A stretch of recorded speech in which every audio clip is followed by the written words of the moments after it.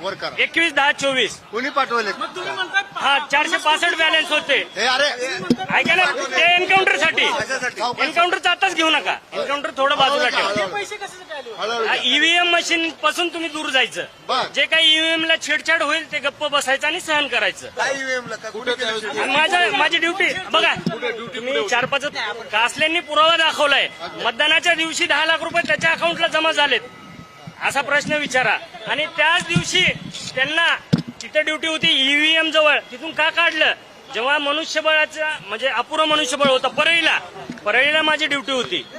EVM machine जवळ रात्री. बघा तुम्ही जो एन्काउंटरचा मुद्दा घेताय आणि जो मेन मुद्दा पाहिजे ना आपल्याला, हजेरी कितीच आहे? हा कितलीच हजेरी. माझं ऑर्डर आहे, सगळे भेटेल तुम्हाला. काय होतं तुम्हाला? हा चुकीच्या पद्धतीने आलेत. धनंजय मुंडे नाही, पूर्ण सरकार. जर एकनाथ शिंदेचं जर सरकार सोडलं ना, एवढे अजितदादांच्या सीट येऊ अच्छा.